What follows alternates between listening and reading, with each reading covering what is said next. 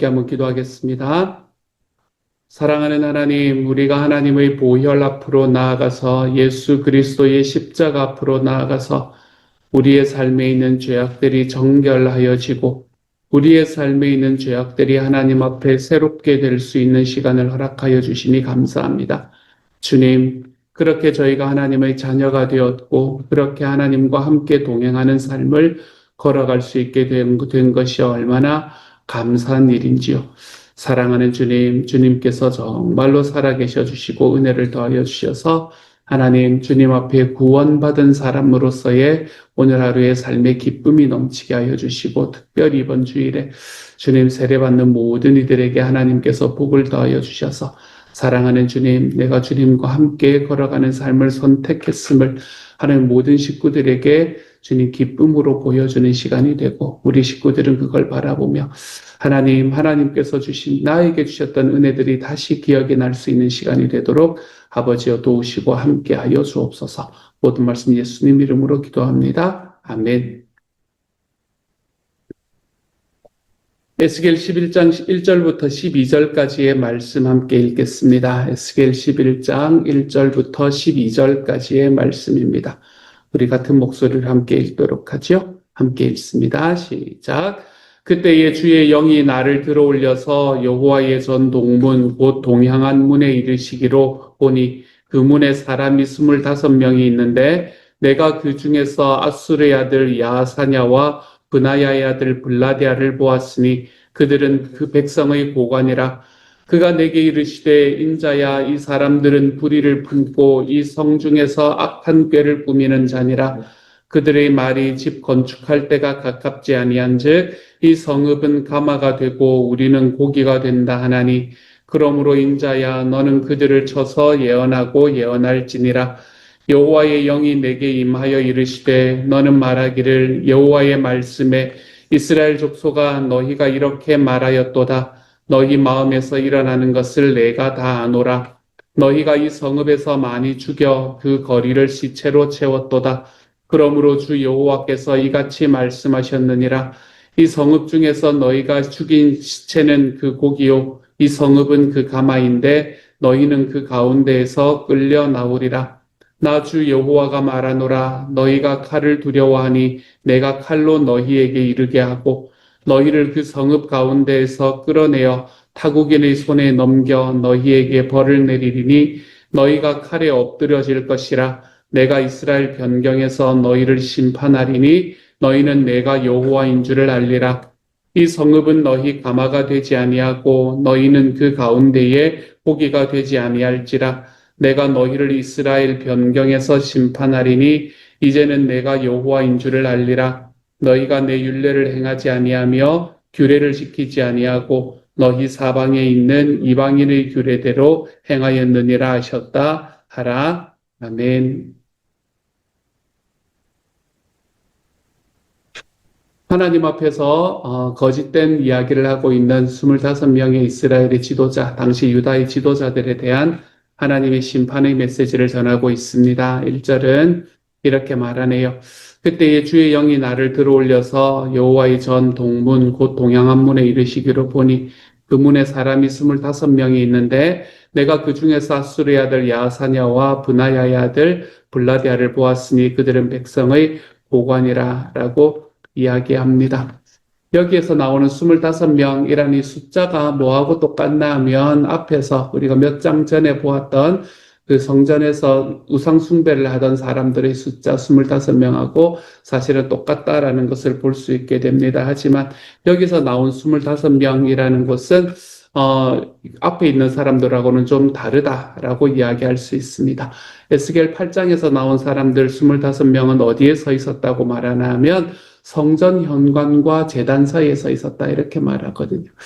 이 자리는 누가 서 있을 수 있는 자리인가 하면 제사장만 설 수 있는 자리였습니다. 그렇기 때문에 앞에서 나왔던 25명은 아마 제사장들이었을 거예요. 그런데 오늘의 말씀에서 25명은 무엇이라고 본문이 이야기하고 있냐면 이들은 지도자들이다 라고 이야기를 합니다. 그러니까 오늘 나온 25명은 백성의 지도자들이라는 면에서 앞에 나와 있던 제사장들과는 좀 다른 사람들이 여기에서 언급되었을 겁니다. 이 말은 앞에 8장과 오늘의 11장을 비교해 보면, 함께 놓고 보면, 우리가 그 당시 유다의 종교적이고 정치적인 모든 면들이 다 하나님 앞에서 부패해 있었다라는 것을 우리에게 이야기해 주는 메시지라고 할 수 있겠네요. 그 중에서도 두 사람의 이름이 나옵니다. 야사냐라는 사람과 블라디아라는 사람입니다. 이 사람들이 어떤 사람들인가라는 거는 잘 모릅니다. 뭐 많은 여기서 이 야사냐라는 말하고 이 사람하고 예레미야서에 나오는 하나냐하고 같은 사람이다라고 이야기하기도 하는데 어떤 사람인지는 잘 모릅니다. 하지만 굉장히 유명한 사람이었으면 분명합니다. 왜냐하면 멀리 떨어져 있던 그때 당시에 유다에서는 꽤 멀리 떨어져 있던 이 에스겔에게조차도 그 이름이 알려진 사람이다. 얼굴이 알려진 사람이다라는 건 굉장히 유명했던 사람이면은 분명합니다. 그리고 2절과 3절에서는 그들이 했던 이야기를 우리에게 말해주고 있습니다. 이렇게 말하네요. 그가 내게 이르시되 인자야 이 사람들은 불의를 품고 이 성중에서 악한 꾀를 꾸미는 자니라. 그들의 말이 집 건축할 때가 가깝지 아니한즉 이 성읍은 가마가 되고 우리는 고기가 된다 하나니 이렇게 말합니다. 이 사람들이 뭐라고 지금 누구를 향해서 이야기를 하고 있나 하면 바벨론에 끌려간 사람들을 향해서 이야기를 하고 있는 겁니다. 바벨론에 끌려간 사람들을 향해서 뭐라고 말하나 하면 집 건축할 때가 가깝지 아니한즉 이 성읍은 가마가 되고 우리는 고기가 된다라고 이야기합니다. 이 말씀은 예레미야서의 이야기하고 같이 좀 이렇게 엮어서 보아야 그 의미가 무엇인지가 좀 더 확실해집니다. 예레미야 선지자는 백성들이 바벨론으로 끌려가게 되면 거기에다 집도 만들고 텃밭도 짓고 그리고 그곳에서 나는 열매도 맺으라라고 권하는 내용이 나타납니다. 이 말은 뭘 말하나 하면 너희가 그곳에 가면 바벨론에 가면 금방 돌아오지 않을 거니까 그곳에서 오랫동안 좀 살아야 될 거기 때문에 그곳에서 이제는 곧 돌아가겠지 하면서 집도 가지지 않고 땅도 개간하지 않고 그렇게 살면 먹고 살 게 없어지잖아요. 그렇죠? 그렇기 때문에 이제 그곳에서 오랫동안 살아야 되니까 그곳을 너희의 터전이라고 생각하고 땅도 가꾸고 집도 건축하고 하며 살아가야 된다라고 이야기를 했습니다. 근데 그것에 대해서 오늘의 이 백성의 지도자들은 뭐라고 말하나 하면 집 건축할 때가 가깝지 않다라고 이야기하는 겁니다. 이 말은 뭘 말하나 하면 우리는 바벨론으로 끌려갈 일도 없다라는 걸 이야기하는 겁니다. 그곳에 가면 오랫동안 있어야 되니까 거기에서 이 집도 건축하고 해라고 이야기를 했었는데 우리는 집 건축할 때가 가깝지 않다라는 말이기 때문에 우리는 끌려갈 일이 굉장히 오래 있다가 끌려갈 거다. 곧 끌려갈 일은 없다라고 이야기를 하는 겁니다. 그리고 거기에서 집을 짓는 것은 아주 멀다. 다시 말해서 우리 바벨론과 지금 바벨론에 의해서 그거 받고 있지만 압박받고 있지만 우리는 여기서 자유롭게 될 거다. 우리는 여기서 끌려가지 않는다. 망하지 않는다라는 걸 이야기하고 있는 겁니다. 그리고 이 성읍이라는 건 예루살렘을 이야기하는 거겠죠. 이 성읍 예루살렘은 가마가 되고 우리는 고기가 된다라고 이야기하는 말은 이때 당시 가마라고 이야기하는 것은 굉장히 단단한 것으로 만들어진 것이거든요. 그러니까 굉장히 단단한 것으로 만들어진 가마와 같아서 깨어질 리가 없다라는 겁니다. 예루살렘은 가마 같아서 너무나 단단하기 때문에 깨어질 리가 없고 그리고 여기서 고기라는 것은 이제 그곳에서 살아가는 사람들, 생명을 이야기하는 거잖아요. 거기서 살아가는 사람들이 우리는 이 가마와 같은, 단단한 가마와 같은 예루살렘 안에서 보호를 받게 될 것이다. 라고 이야기하는 메시지입니다. 그러니까 이 전체적인 이야기는 예루살렘은 가마가 되고 우리는 고기가 될 거다라는 이야기는 우리는 안 망한다는 겁니다. 집 지을 때가 멀었다라는 이야기는 바벨론으로 잡혀가면 집을 지으라 그랬는데 우리는 안 잡혀갈 거니까 아직 한참 멀었다. 이렇게 이야기하고 있는 메시지가 되는 거지요. 다시 말해서 여기서 나오는 25명의 지도자들은 당시 예루살렘이 이미 2번이나 침략을 받아서 다니엘과 에스겔을 비롯한 수많은 사람들이 이미 다 끌려가 있음에도 불구하고 그럼에도 예루살렘은 안전하다. 걱정하지 마라. 하나님이 만든 도성이다. 이렇게 이야기하면서 거짓 증언을 하고 있는 겁니다. 하나님께서 선지자들을 통해서 하셨던 메시지를 믿지를 않고 있는 겁니다.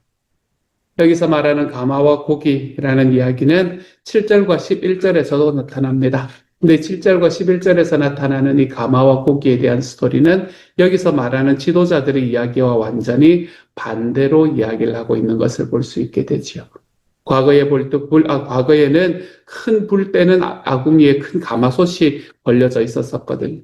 그래서 그 가마솥에 기름을 두르고 쇠고기 한 덩이를 던져놓고 불을 떼면 그 쇠고기는 인에 스테이크가 되는 그런 시스템을 갖추고 있나 우리나라도 비슷했잖아요. 그런 시스템을 갖추고 있었거든요. 하나님께서는 예루살렘이 바로 이 고기를 굽는 가마솥이 될 거다 이렇게 이야기합니다. 너희를 보호하는 가마가 되는 게 아니라 이 고기를 굽는 가마솥이 될 거다. 그래서 너희는 오히려 도망도 가지 못하고 거기에 딱 갇혀서 심판을 받게 될 거다. 라고 이야기하는 말로 바꾸는 것을 볼 수 있게 됩니다. 아무리 그간 이야기라도 듣기에 힘들고 어려운 이야기라도 하나님께서 말씀하시는 말씀은 온전하게 전하는 것이 옳구나라는 것이 다시 한번 경험되는 그런 말씀이 되겠네요. 백성들의 지도자들은 나쁜 마음으로 그렇게 하지는 않았을 것 같습니다. 그렇죠? 자기들이 백성의 지도자이고 그리고 백성의 지도자들로서 유다에 남아있는 사람들을 어떻게든 안심시켜야 할 그런 이 의무들이 있었던 사람들일 거 아니에요. 그렇죠? 그러니까 그들의 동기가 그렇게 나쁘지만은 않았을 수도 있습니다. 물론 그렇지 않을 수도 있지만 말입니다.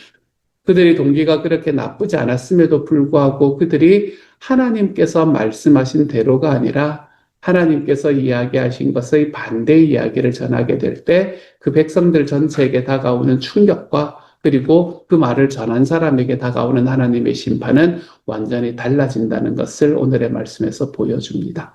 사랑하는 여러분, 때를 생각하고 꼭 나여야 하는가라는 질문들을 늘 하면서 살아가야 하는 거지만 그럼에도 불구하고 하나님께서 주신 말씀은 우리 주님께서 주신 말씀대로 우리가 살아도 보고 말해도 볼 수 있는 하나님의 사람들이 되어갔으면 좋겠습니다. 하나님께서 주신 말씀은 내가 누군가에 대한 인정으로 또는 내가 가지고 있는 내 삶의 문제로 바꾸어서 그것을 완화시키고 바꾸어서 이야기하기보다는 말씀을 있는 그대로 전할 수 있는, 하지만 그 전할 때 내가 어떻게 전하는 것이 옳을 것인가 라는 것에 대한 지혜를 하나님께 구하며 주님의 말씀을 전하는 데 있어서는 우리가 물러서지 않을 수 있는 하나님의 사람들이 좀 되어갔으면 좋겠습니다. 그렇게 우리 하나님 앞에서 정직하게 하나님의 말씀을 말씀 그대로 전하며 살아갈 수 있는 하나님의 사람들이 되어가시기를 소망합니다. 그리고 난 다음에 12절의 말씀인데, 그리고는 백성들을 어떻게 그가 하시겠다, 심판하시겠다라는 이야기를 쭉 하시고 난 다음에 12절의 말씀에서 하나님의 백성을 징계하시는 이유를 이야기를 해줍니다. 그 이유를 이렇게 말씀하세요. 너희는 내가 여호와인 줄을 알리라. 너희가 내 율례를 행하지 아니하며 규례를 지키지 아니하고 너희 사방에 있는 이방인의 규례대로 행하였느니라 하셨다 하라 라고 이야기합니다. 유다 백성들이 지켜야 될 하나님의 율례와 규례는 어기고 지키지 말아야 할 이방인의 규례는 지켰기 때문에 내가 너희를 심판한다 라고 이야기하시고 계십니다. 여러분, 자녀가 반듯하게 사시는 부모의 말을 듣지 않고 이웃에 사는 이기심만 가득하고 그들의 삶에서 자기밖에 모르고 포악하게 사는 사람의 말만 듣고 있다면 여러분, 그것을 부모가 가만히 둘 수가 있겠습니까? 요즘에는 이런 일들이 예전보다 훨씬 더 많이 일어나는 것 같아요. 예전에는 그래도 우리가 동네 하면 내가 아는 사람들에게 이제 보통은 내가 주로 아는 사람들에게만 이렇게 되는데 요즘에는 그냥 얼굴을 만나서 이야기하는 사람들 뿐만이 아니라 우리가 인터넷이라는 세상에서 만날 수 있는 사람이 얼마나 많습니까? 모바일이라는 세상에서 만날 수 있는 사람이 너무 많습니다. 그렇기 때문에 우리가 우리의 자녀들이 어떤 사람을 만나고 어떤 것에 자기의 마음을 두고 어떤 것에 좋아요를 누르고 하는지를 모릅니다. 우리가 그렇기 때문에 어느 순간에 가슴이 무너지는 일들을 경험하는 때가 있는 것 같습니다. 반듯하게 사는 부모님의 말을 듣지 않고 자기 주변에 있는 이기심만 가득하고 그냥 마음이 있는 대로 그냥 조금만 이야기하면 그것만 그냥 이렇게 고비위해주는 그런 사람의 이야기의 마음을 뺏기고 살아가는 그런 아들 자녀를 본다면 부모는 절대로 그것을 가만히 두고 있지 않습니다. 야, 너가 그렇게 살아가는 사람도 너 친구니까 아유, 그 사람들 말도 잘 들어야지 잘했다 이런 이야기를 하는 부모는 세상에 없습니다. 어떻게 하든 이 자녀를 징계를 해서라도 그렇게 해서라도 그 자녀를 살리기 위해서 노력하게 되는 거지요. 어떤 친구들이 있는데 그 친구가 분명히 나쁜 친구가 있다고 한다면 자기의 삶에서 이런 사람을 쫓아가야 되겠다라고 생각하는데 그 쫓아가야 되겠다고 생각하는 사람이 분명히 잘못된 길을 걸어가고 있는 사람들이라면 우리는 그 자리에서 우리의 자녀들을 끄집어내기 위해서 우리는 자녀를 징계해서라도 그 자리에서 끄집어내기 위해 노력하게 될 겁니다. 하나님께서 하시는 일이 바로 그것이다 라고 이야기를 하고 있습니다. 말을 지지리도 안 듣는다는 이야기를 하시는 거예요. 내가 그렇게 이야기를 했는데도 내가 내 백성을 위해서 내가 이 예언자들을 선지자들을 그렇게 보냈는데도 말을 지지리도 듣지 않는구나. 이렇게 이야기하면서 백성들에게 그랬기 때문에 그들이 그렇게 내 말을 듣지 않았기 때문에 내가 그들을 심판할 거다. 내가 그들을 심판할 때야 그들이 내가 여호와인 줄을 알 거다. 내가 여호와인 줄을 알 거다라는 이야기는 내가 그들의 부모인 줄을 알 거다. 이렇게 이야기하는 것이나 비슷한 이야기입니다. 제가 어릴 때 생각을 해봐도 어, 저도 가출도 한번 하고, 어떤 파란만장했던 어린 시절이 좀 있었기 때문에, 그래도 되게 괜찮은 애였습니다. 괜찮은 애였는데, 이건 그래도 나름 파란만장했던 시간들을 지나갔는데, 제 삶에서 정말로 제가 뭔가를 잘못하고 나면 어머니가 그걸 그냥 가만히 저는 아버지는 별 이야기를 안 하셨거든요. 근데 어머니가 그걸 가만히 두시면 제 마음에는 야, 우리 어머니가 나를 이렇게 용납해 주시니 내가 얼마나 감사하냐 이런 마음이 한 번도 들었던 적이 없는 것 같습니다.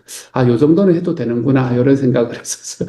요 정도까지는 해도 별 문제가 없구나 이런 생각을 하면서 계속해서 선을 한 걸음씩 한 걸음씩 한 발짝씩 한 발짝씩 밀어붙이려는 노력을 굉장히 많이 했던 기억이 납니다. 그런데 그 과정에서 내가 했던 무엇인가를 가지고 어머니가 저에게 막 화를 내시고, 옛날에 중학교 때, 고등학교 때까지도 맞으면서 살았으니까. 하지만 그렇게 막 손을 절대 그건 하지 마시기를 바랍니다. 그래서 어쨌든 그렇게 징계를 하시는 과정 속에서는 내가 진짜 이게 잘못한 거구나. 라는 마음이 들고 그러면서 내가 이 길로는 다시는 걸어가면 안 되겠다. 물론 다시 그 길을 가는 길이 있다 하더라도 내가 걸어가면 안 되겠다라는 마음으로 걸어가게 되는 길을 제가 경험하게 되었던 것 같아요. 그렇기 때문에 하나님께서도 우리에게 징계를 하신다라는 것은 우리가 하나님이 우리의 부모님임을, 하나님이 우리의 아버지 되심을 좀 깨닫고 걸어가는 것을 이야기하는 그것을 위해서 하나님을 주신다라는 말입니다. 우리가 주님의 징계를 받을 때에 하나님이 하나님이심을 합시다, 여러분. 주님의 징계를 받을 때에 왜 그러냐가 아니라 올 것이 왔다 생각하시고 주님의 징계를 받는 그때에 하나님께서 나에게 징계를 주시는 것은 나를 망하기 위해서가 아니라, 망하게 하기 위해서가 아니라 내 삶이 하나님 앞에 다시 바르게 서게 하기 위한 하나님의 징계구나. 라는 것을 깨닫고 주님께서 주신 그 징계에 오히려 감사하며 우리 하나님 앞에 다시 순종의 발걸음으로 우리의 삶을 바꾸어 가볼 수 있는 하나님의 사람들이 좀 되어갈 수 있기를 바랍니다.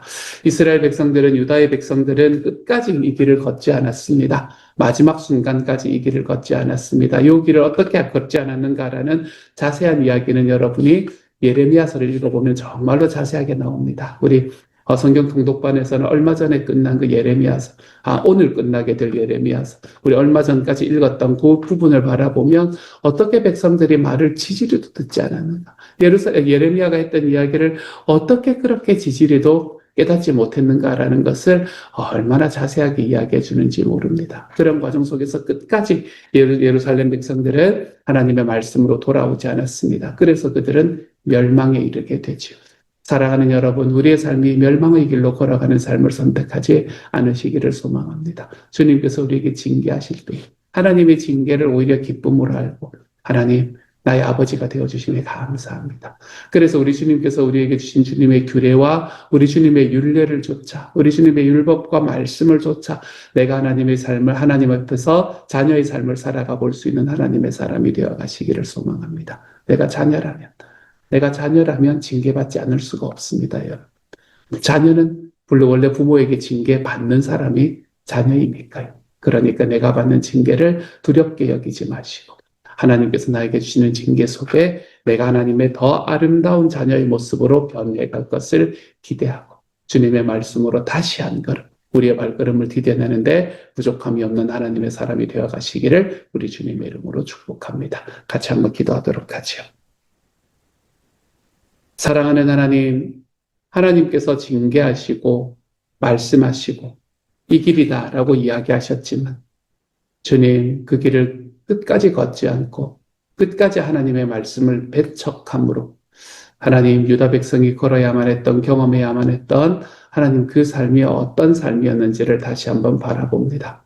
사랑하는 주님, 주님께서 은혜 더하여 주셔서 하나님께서 정말로 하나님이 우리에게 보여주시는 그 하나님의 모습을 하나님의 우리의 삶에서 다시금 볼 수 있는 하나님의 사람이 될 수 있도록 아버지여 도와주옵소서. 사랑하는 주님, 하나님이 우리와 함께 계심을 삶으로 경험하고 마음으로 깨닫고 하나님 주님께서 우리에게 주시는 그 징계를 조차 하나님 앞에 우리의 발걸음을 하나님 앞에 한 걸음 더 디뎌내보는데 부족함이 없는 하나님의 사람이 되게 하시고 그래서 우리가 주님 앞에 말씀에 순종함으로 주님의 자녀됨을 늘 경험하며 살아가 볼 수 있는 하나님의 사람이 되도록 주님이여 함께하여 주옵소서. 모든 말씀 우리 주님 예수님 이름으로 기도합니다. 아멘.